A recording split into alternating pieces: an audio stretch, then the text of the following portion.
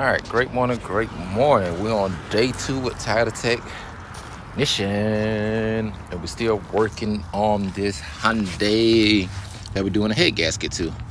I missed the video of it, but this will come out of the oil pan. As you can tell, that's a lot. This is a concoction of oil along with coolant that came out of the oil pan. So now I'm getting ready to pull the oil pan and see what we can do from there. Once that come off, pretty much the timing chain cover should be able to come off. I got all the bolts, nuts, and whistles out of it. So should be able to pull that off, do the timing, pull the timing chains off, go ahead and start pulling head gaskets off. So that's where we at. I'm gonna try to keep y'all updated. I'm moving a little bit fast because the more time I record, the more time I do stuff. And I got all this paperwork I gotta look at because this car is very tricky.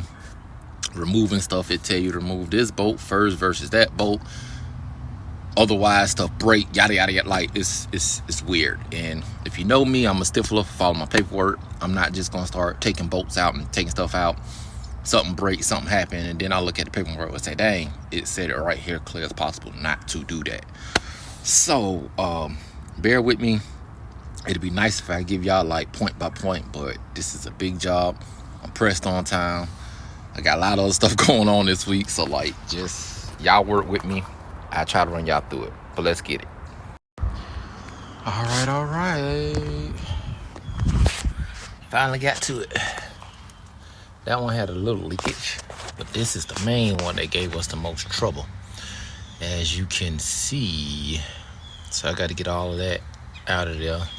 Sealing the walls, clean all this up, put everything back together, keep it moving.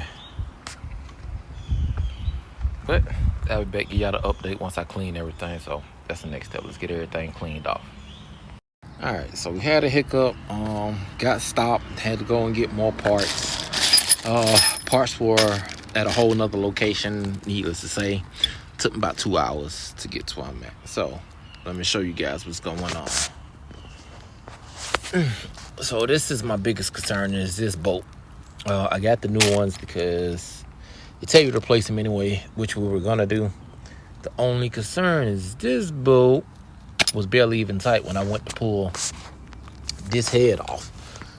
So I need to check to make sure that bolt's gonna go on there. It's not cross thread, it's gonna actually hold. If not, what's going to happen is that one bolt, which sit in the middle, is gonna cause it to slowly vibrate and have a small seepage, which it'll leak until it finally gets enough pressure behind it to push it out, and then it's gonna blow the head again. So I got that head cleaned up, about to clean the other one up, about to put everything back on here, start putting everything in order where it's supposed to be, and we're gonna go from there. Let's get it. All right, so unfortunately, bit of bad news on this motor. So the bolt that was stripped out is this one right here. This is one. So the torque sequence tell me, I'll just show y'all. It says torque in this sequence. So there's bolt 1, 2, 3, 4, 5, 6, 7, 8. So when we come over here and look, this would be 1. That'll be 2, which is tight. 3 does not get tight. It constantly turns. That's 4. It's tight. I think this was 5. It's tight. 6. 7 is getting tight. And that's 8.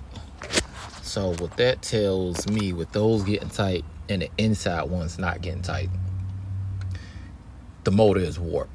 The head itself is warped when it went pop, which I kind of suspected looking at the new bolts. The new bolts show you that. Yeah. So essentially I can't do much with this motor.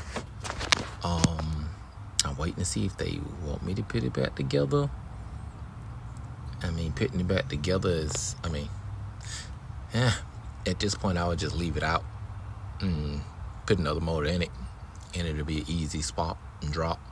Just my preference, but you know, I'll let the client decide on what they want to do.